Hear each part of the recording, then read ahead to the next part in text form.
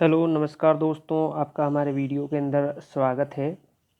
और मैंने ये निर्णय लिया है कि आज से हम जो है टॉपिक वाइज सारे टॉपिक क्लियर करने की कोशिश करेंगे। तो आज आपका टॉपिक रहने वाला है अभिवृद्धि और विकास। पहले इसके बारे में हम समझेंगे और फिर इसके जो प्रश्न उत्तर है उनको कंप्लीट करने की कोशिश करेंगे। तो आप वीडियो के अंत तक ज़रूर बने रहिएगा। आज का जो टॉपिक है अभिवृद्धि यानी कि ग्रोथ और डेवलपमेंट विकास, इन दोनों चीज़ों के बारे के अंदर हमें समझना है।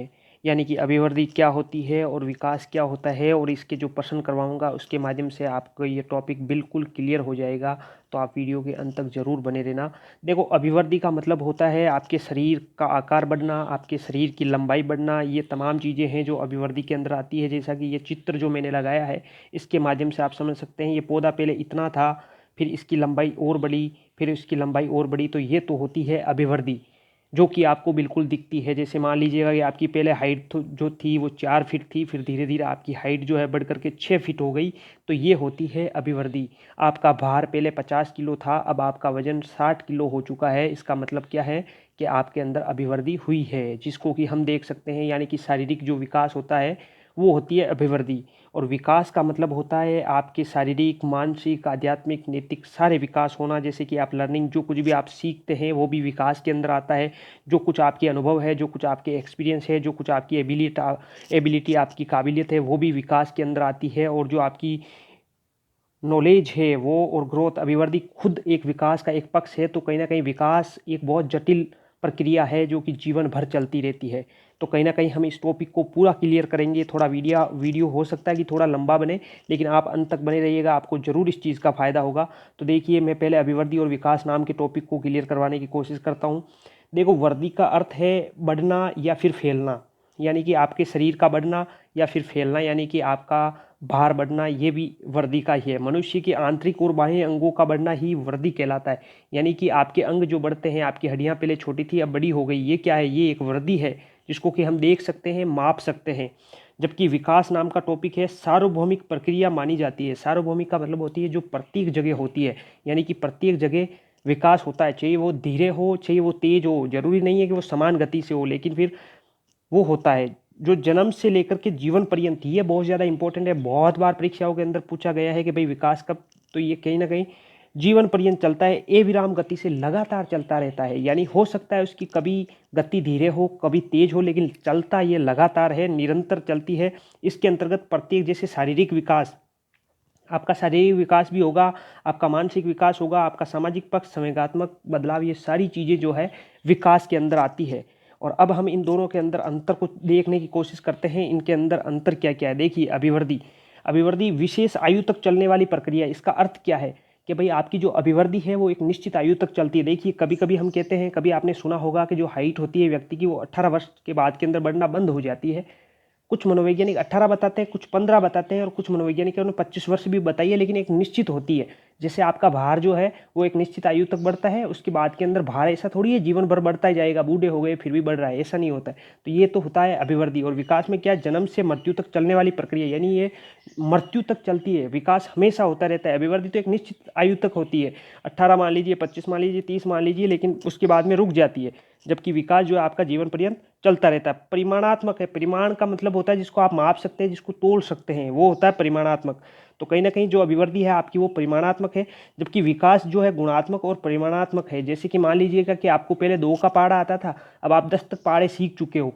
इसको मैं माप नहीं सकता हूँ, लेकिन ये आपका अंदर गुण हो गया है। एक दूसरी चीज़, जैसे गुणात्मक का मतलब होता है कि आप पहले, जैसे मान लीजिए आपकी जो आदत अलग थी, आप कम समझदार थे, अब आप ज़्यादा समझदार हो गए। तो कहीं ना कहीं पहले आपका दिमाग कम चलता था, अब आपका दिमाग तीव्र गति से काम करता है, अब आपका विकास हो चुका है। तो कहीं ना कहीं ये आपके गुणों को प्रदर्शित करता है। परिमाण, इसका मतलब ये हुआ कि भाई अभिवृद्धि भी इसके अंदर शामिल है, तो कहीं ना कहीं परिमाणात्मक भी ये होगा। वृद्धि विकास का एक चरण है, यानी वृद्धि जो स्वयं है वो विकास के अंदर आती है। समझ गए? विकास का चरण ही वृद्धि है, और विकास में वृद्धि सम्मिलित है। यानी कि विकास होगा, वृद्धि होगी तभी तो विकास होगा ना। विकास के अंदर वृद्धि भी ऐसा थोड़ी है हाइट उसकी 2 फीट ही रह गई और अब उसका बाकी का विकास हो रहा है। तो कहीं ना कहीं वृद्धि का भी अहम रोल है। परिवर्तनों को देखा व मापा जा सकता है। ये सीधी सी बात है कि भाई अभिवृद्धि के अंदर जो परिवर्तन होते हैं उसको हम देख भी सकते हैं और उनको हम माप भी सकते हैं। जबकि विकास के अंदर जो परिवर्तन होते हैं उनको सिर्फ अनुभव किया जा सकता है। जैसे मान लीजिएगा कि कोई बच्चा जो है वो बड़ा समझदार है, तो इसको हम माप थोड़ी सकते हैं वो कितना समझदार है, उसको सिर्फ हम अनुभव कर सकते हैं, तो उसको नापा नहीं जा सकता। एक है केवल शारीरिक परिवर्तनों को प्रकट करता है, ये सिर्फ और सिर्फ के अंदर एक शारीरिक पक्ष ही आता है, जबकि इसके अंदर संपूर्ण पक्ष आते हैं जैसे शारीरिक, मानसिक, आध्यात्मिक, नैतिक, यानी आप कितने नैतिक है, कितने अनैतिक है, आप कितने धार्मिक है, कितने अधार्मिक है, ये सारी चीज़ें जो होती है ये विकास के अंदर आती है। जबकि अभिवृद्धि एक सीमित क्षेत्र के अंदर चलती है, जबकि विकास एक बहुत बड़ी प्रक्रिया है। तो हम इसको और आगे जानने की कोशिश करेंगे या प्रश्नों और उत्तरों के माध्यम से। तो पहला सवाल आपके सामने है कि भाई किसी व्यक्ति के विकास के संबंध में क्या सही नहीं है, ये आपको बताना है। किसी व्यक्ति के विकास की बात कर रहा है और विकास के अंदर क्या सही नहीं है, ये बहुत ज़्यादा इंपॉर्टेंट है। सही नहीं है प्रश्न के ऊपर यही चीज़ जो होती है हम परीक्षा के अंदर गलती कर देते हैं, क्या सही है इसको पकड़ लेते हैं, जबकि यहाँ पूछ रहा है विकास के संबंध में क्या सही नहीं है। अब देखिए किस तरीके से हम सवालों को सोल्व करने की कोशिश करेंगे। हो सकता है इन सवालों के उत्तर आप जानते हो, लेकिन फिर भी आप कुछ ना कुछ तो आपको सीखने को ज़रूर मिलेगा। तो ये जो भी 10-15 मिनट का वीडियो होगा आप पूरा देखने की कोशिश करना, आपको ज़रूर इस चीज़ का फ़ायदा होगा प्रश्नों के माध्यम से। तो देखिए ये जन्म से मृत्यु तक जारी रहता है, ये बिल्कुल सत्य बात है। यानी कि विकास जन्म से पूर्व गर्भावस्था से शुरू हो जाता है और अंत तक चलता है, जीवन तक चलता है। तो कहीं ना कहीं ये तो बात सही है, जबकि वो तो पूछ रहा है सही नहीं है, वो बात बताइए आप। वर्दी विकास का ही एक हिस्सा ही है। अभी हमने पढ़ा है कि भाई वर्दी जो है विकास के अंदर ही आती, तो ये भी बात सत्य है। तो ये दोनों बातें सत्य हो गई। और ये बोल रहा है उपरोक्त सभी सत्य नहीं है, क्योंकि सत्य नहीं पूछ रहा, तो ये भी टॉपिक नहीं हो सकता, ये भी नहीं हो सकता, ये भी नहीं हो सकता। तो इसके अंदर कौन सा ऑप्शन आपके हो जाएगा बिल्कुल सही? बिल्कुल सही आपके ऑप्शन हो जाएगा सी, यानी कि आपका ऑप्शन नंबर सी बिल्कुल सही उत्तर हो जाएगा। तो आप ऑप्शन सी को बिल्कुल सही कर दीजिए और इसके अंदर आपका सी ऑप्शन जो है वो बिल्कुल सही हो जाएगा। चलिएगा हम अगले प्रश्न के ऊपर चलते हैं। अगला प्रश्न है कि अभिवर्धी शब्द का प्रयोग किया जाता है, यानी अभिवर्धी शब्द का प्रयोग किस लिए किया जाता है? देखो बालक के मानसिक विकास के लिए अभिवर्धी जो शब्द है उसका प्रयोग किसके लिए किया जाता है? बालक के मानसिक विकास के लिए। देखो ये जरूरी नहीं है, कुछ बच्चों का मानसिक विकास होता ही नहीं है, यानी कि जिन लोगों का मानसिक विकास नहीं होता क्या उसके अंदर अभिवर्धी नहीं होती? ऐसा जरूरी नहीं है। बालक के सामाजिक विकास के अंदर अभिवर्धी तो होती है, अभिवर्धी तो होती है, लेकिन उसका सामाजिक विकास हो ऐसा जरूरी नहीं। कुछ बच्चे अभी भी सामाजिक नहीं है, वो अनैतिक काम करते हैं, वो अभी भी समाज के अंदर जो रहते नहीं। जैसे कि उत्तर प्रदेश की एक गर्ल थी, मोगली गर्ल, जो कि उत्तर प्रदेश के जंगलों के अंदर मिली थी। यानी कि वो जन्म जब छोटी थी तभी उसको वहाँ के बंदर उठा करके अपने साथ ले गए, तो वो बंदरों की तरह व्यवहार करने लगे, वो बिल्कुल भी सामाजिक नहीं थी। तो कहने का मतलब उसका शारीरिक उसकी अभिवृद्धि तो हुई है, लेकिन उसका सामाजिक विकास नहीं हुआ, उसका मानसिक विकास नहीं हुआ। तो बालक के शारीरिक विकास के लिए तो इसके अंदर भी आपके ऑप्शन अभिवर्धी शब्द का प्रयोग किया जाता है। सिर्फ और सिर्फ अभिवर्धी किसके लिए काम में आती है? शारीरिक विकास के लिए अभिवर्धी आती है। आपको पता लग जाना चाहिए भाई शारीरिक विकास ही इसका सही उत्तर होगा। तो इसका ऑप्शन सी बिल्कुल आपके सामने सही हो जाएगा। चलिए हम प्रश्न 3 पे चलते हैं और प्रश्न नंबर 3 है आपका, निम्नलिखित में से कौन सा वर्दी, यानी कि आपको बताना है वर्दी और विकास का प्रथम चरण है, यानी कि वृद्धि और विकास किस चरण से शुरू होते हैं? देखिए शारीरिक विकास ये बिल्कुल सही होना चाहिए, लेकिन फिर भी बाकी के ऑप्शन भी हमें देखना है। देखिए सामाजिक विकास, ऐसा थोड़ी है सामाजिक विकास सबसे पहले होता है और उसके बाद के अंदर बाकी के विकास होते हैं, ऐसा जरूरी नहीं। नैतिक विकास, कुछ लोगों का नैतिक विकास जीवन भर ही नहीं होता, वो जीवन भर भी कुछ नैतिक बातें नहीं जानते, फिर भी तो उनका अभिवृद्धि होती है, उनके अंदर विकास होता है। देखिए मानसिक विकास ये भी नहीं हो सकता, तो कहीं ना कहीं उसका शारीरिक विकास जो है ऑप्शन ए बिल्कुल आपका सही हो जाएगा कि भाई वृद्धि और विकास का प्रथम चरण जो होगा आपके क्या होगा?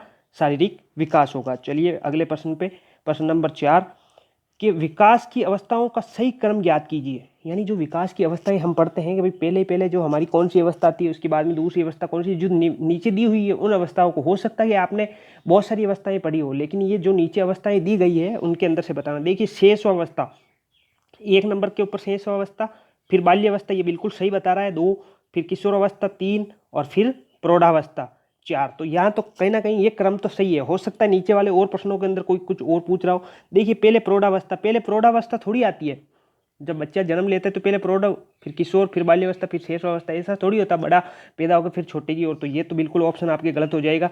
तो कहीं ना कहीं अभी तो पहला सही चल रहा है। देखिए शेषावस्था के बाद में किशोरावस्था, फिर बाल्यावस्था, तो ये भी आपका गलत हो गया, ऐसा भी नहीं होता है। बाल्यावस्था, फिर किशोरावस्था, फिर शेष प्रौढ़ावस्था, तो कहीं ना कहीं आपका ऑप्शन ए बिल्कुल इसके अंदर सही हो जाएगा। तो कहीं ना कहीं आपको पता होना चाहिए कि भाई इसके अंदर जो विकास की अवस्थाओं का जो सही क्रम है वो बिल्कुल ऑप्शन ए आपका सही है। चलिए प्रश्न 5 पे, प्रश्न नंबर 5 आपका है कि विकास के संबंध में कौन सा कथन गलत है? ये ज़्यादा जरूरी है। विकास के संबंध के अंदर कथन है जो गलत बताना है आपको, गलत को छांटना है, सही को नहीं छांटना है। मैं देखिए ये गर्भावस्था से प्रारंभ होता है, तो बिल्कुल सही बात है कि विकास गर्भावस्था से ही प्रारंभ हो जाता है। जो आपके दांत है, जो आपकी हड्डियां हैं, ये गर्भावस्था से बनना शुरू हो जाती है, तो कहीं ना कहीं गर्भावस्था से हो जाता है। तो ये तो बिल्कुल सही हो गया आपका, जबकि हमें गलत को छांटना है। ये परिवर्तनों का प्रगतिशील क्रम है। जी बिल्कुल, इसके अंदर प्रगतिशील क्रम होता है। पहले आपकी जो हाइट थी 1 फीट हुई, फिर सीधी 4 फीट थोड़ी हो गई, 2 हुई, फिर 3 हुई, फिर 4 हुई, तो कहीं ना कहीं ये प्रगतिशील क्रम है। ये एक सतत प्रक्रिया, जी बिल्कुल, ये लगातार चलती है, आपको जीवन पर्यंत चलती है, ये परिपक्व अवस्था तक चलता है। तो ये कहीं ना कहीं ये गलत है। अभिवृद्धि जो होती है वो जरूर परिपक्व अवस्था तक चलती है, बाकी विकास तो आपका जीवन पर्यंत चलता है। तो कहीं ना कहीं इसके अंदर गलत पूछ रहा था, तो डी इसका सही हो जाएगा उत्तर, जो कि विकास के संबंध के अंदर एक गलत कथन है। चलिए अगले सवाल पे चलते हैं। अगला सवाल जो है आपकी स्क्रीन के ऊपर ये रहा। किसी बच्चे की वृद्धि तथा विकास का अध्ययन करने का सर्वोत्तम तरीका कौन सा है? कोई बच्चा है जिसकी आपको वृद्धि और विकास का अध्ययन करना है, तो उसके लिए आप सबसे अच्छा तरीका कौन सा अपनाएंगे? देखिए, मनोविश्लेषणात्मक विधि, ये तो बिल्कुल ही गलत हो जाएगा, इसका कोई संबंध नहीं है। सांख्यिकी, ये तो गणित से संबंधित होता है, ये भी बिल्कुल गलत हो जाएगा। अब देखिए, एक विकासात्मक, एक तुलनात्मक विधि, इसके अंदर से एक विधि का हमें पता लगाना है, वृद्धि और विकास का अध्ययन। तो कहीं ना कहीं तुलना, तो मनोविज्ञान के अंदर तुलना एक बहुत बुरा शब्द है। आपको पता होना चाहिए कि भाई किसी भी बच्चे की दूसरे बच्चे से तुलना नहीं करनी चाहिए। हमें भी यही बताया जाता है, जब आप मोटिवेशन वीडियो कोई भी देखते हो तो वहाँ पर होता है कि अपनी तुलना किसी दूसरे से मत करो। आप अगर आप ऐसा कर रहे हैं तो आप अपने आप को नीचा दिखाने की कोशिश कर रहे हैं। तो इसके अंदर बिल्कुल आपका ऑप्शन जो है बी बिल्कुल सही हो जाएगा। विकासात्मक जो विधि होती है वो वृद्धि और विकास के अध्ययन करने का सबसे अच्छा तरीका है। प्रश्न नंबर 7, विकास संबंधित है, विकास किससे संबंधित है? वृद्धि से संबंधित है, परिपक्वता से, आयु से, या सभी विकल्पों से? तो कहीं ना कहीं सभी जहाँ आता है हमें लगता है कि भाई वहाँ होना चाहिए। अभी देखिए, वृद्धि, तो विकास के अंदर वृद्धि सम्मिलित होती है। परिपक्वता, जी बिल्कुल, जैसे जैसे व्यक्ति परिपक्व होता है वैसे वैसे उसका विकास होता है, यानी वैसे वैसे उसकी मानसिक जो शक्तियाँ होती है वो बढ़ती है, उसके शारीरिक गुणों के अंदर विकास होता है, उसके नैतिक गुण, उसका चालने बैठने उठने की सारी जो आदतें होती है वो डेवलप होती है। आयु देखिए, एक छोटी आयु का बच्चा, एक बड़ी आयु का बच्चा है, तो कहीं ना कहीं संभावनाएं ये ऐसी है कि भाई जिसकी आयु ज़्यादा है वो ज़्यादा विकसित होगा। तो कहीं ना कहीं इसके अंदर ऑप्शन डी बिल्कुल सही हो जाएगा, यानी कि ये सभी जो है विकास से संबंधित है। अगला सवाल, प्रश्न नंबर 8, मानव विकास होता है, देखो मानव विकास मात्रात्मक होता है? जी बिल्कुल मात्रात्मक होता है, क्योंकि आपको पता है ना, वृद्धि जो होती है विकास के अंदर सम्मिलित है, तो वृद्धि को मापा जा सकता है, तो विकास को भी, जो शारीरिक गुण होता है उसको मापा जा सकता है। गुणात्मक ये भी होता है, क्योंकि आपको पता है गुणों के माध्यम से गुणात्मक और मात्रात्मक, और मैंने पहले जहां अंतर प्रकट किए थे पहली दूसरी स्लाइड के अंदर, वहां पर मैंने बताया था कि विकास मात्रात्मक और गुणात्मक होता है। एक सीमा तक मानवीय, ये तो कहीं ना कहीं अलग है, तो ये तो नहीं हो सकता, ये दोनों हो सकते हैं। लेकिन अब इसको चुने या इसको चुने तो कहीं ना कहीं समस्या हो रही है। तो ऑप्शन डी को देखिए आप, इसके अंदर दोनों बताया हुआ है, तो आपका ऑप्शन डी बिल्कुल सही हो जाएगा कि मानव का विकास जो होता है वो मात्रात्मक और गुणात्मक दोनों होता है। चलिए प्रश्न नंबर 9 पे, प्रश्न नंबर 9 है आपका, विकासात्मक कार्यों की अवधारणा सबसे पहले किसके द्वारा इस्तेमाल की गई? देखिए, विकासात्मक कार्यों की अवधारणा किस मनोवैज्ञानिक के द्वारा प्रस्तुत की गई? तो ये कहीं ना कहीं एक फैक्ट है और इसको आपको पता ही रखना चाहिए। हैविंग हस्ट, ये मनोवैज्ञानिक थे, इन्होंने विकासात्मक कार्यों की अवधारणा सर्वप्रथम इन्होंने इस्तेमाल की थी।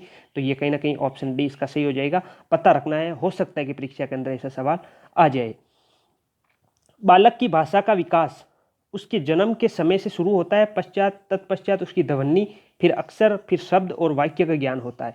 तो ये आपके कौन सा सिद्धांत है इसके अंदर? इनमें से कोई नहीं। देखिए, हो सकता है कि ऐसा लयात्मक प्रगति, ये नहीं होता है, लय से यहाँ कोई मतलब नहीं है, किसी के पास लय होती है किसी की नहीं होती है, वो कोई संबंधित नहीं है।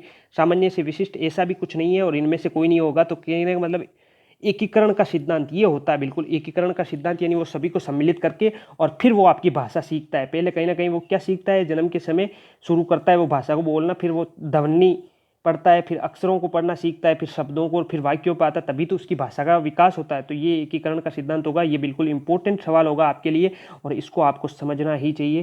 कहीं ना कहीं इसका ऑप्शन ए बिल्कुल सही हो जाएगा। चलिए 11वें प्रश्न के ऊपर, जो कि आपका ये रहा, और 11वें प्रश्न का सही जवाब है, प्रथम 3 वर्षों में विकास तीव्रता से होता है। पहले 3 सालों तक आपका विकास बहुत तेजी से होगा, समझ गए आप?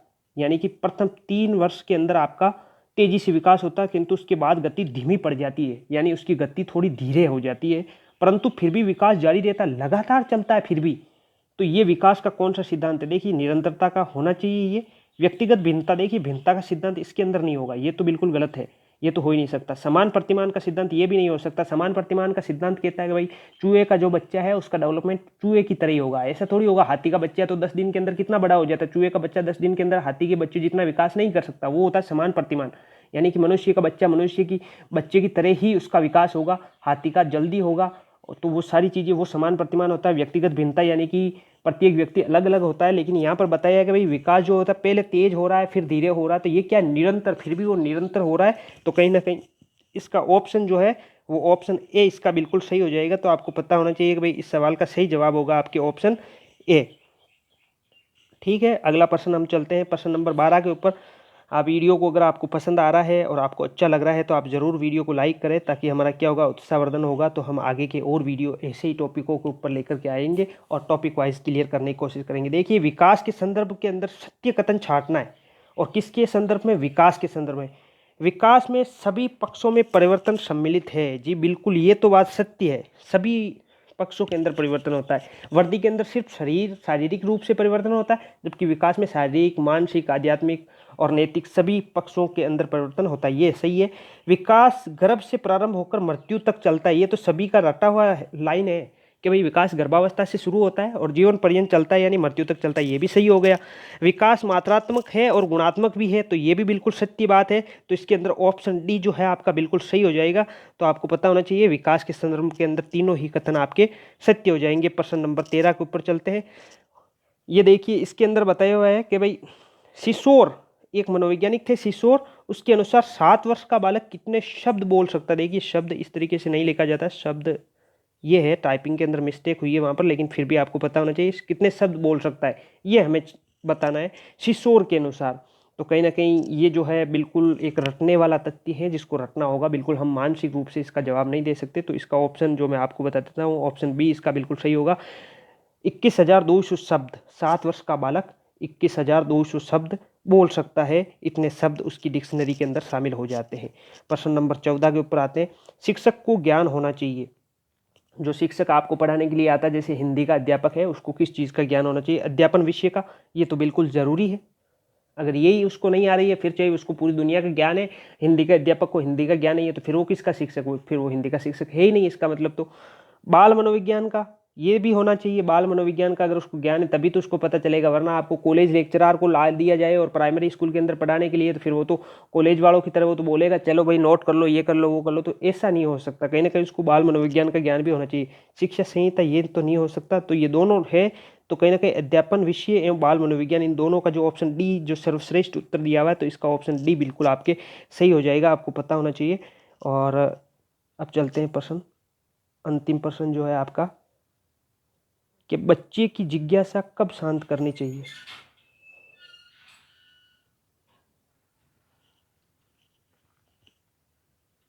प्रश्न नंबर 15 है आपके, बच्चे की जिज्ञासा को शांत करनी चाहिए।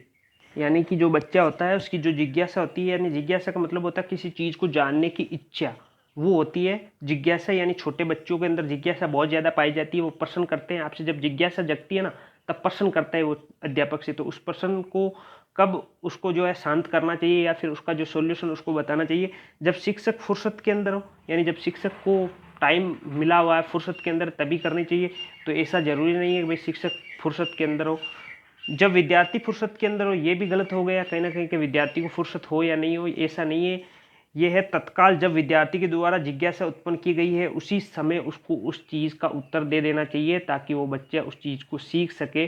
क्योंकि जिज्ञासा कुछ समय के लिए उत्पन्न होती है, किसी चीज़ को जानने की इच्छा आपको उसी समय जगती है।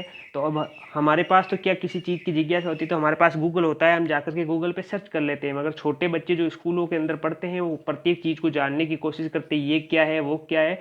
तो उसकी जो जिज्ञासा उसकी उत्पन्न हुई है, शिक्षक को उसी समय उस बच्चे की जिज्ञासा को शांत करना चाहिए। तो इस प्रश्न का आपके सामने जो सही जवाब होगा वो हो जाएगा ऑप्शन सी, बिल्कुल इसका सही है। इस प्रकार से हमने आज सारे प्रश्नों को देखा।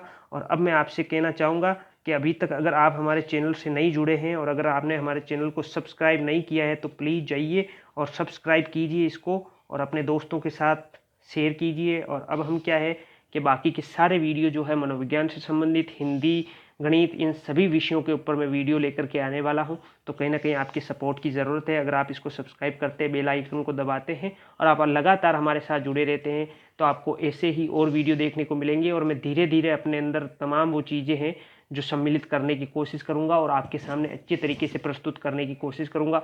देखिए, मेरी यूट्यूब पे शुरुआत है, तो कहीं ना कहीं हो सकता है कि कुछ चीज़ें जो है गलती हो गई हो, जिसको समझाने के अंदर, कुछ करने के अंदर, लेकिन फिर भी आपको बेहतर तरीके से समझाने की मैंने कोशिश की। तो बने रहिए। धन्यवाद आपका, बहुत बहुत आपका दिन शुभ हो।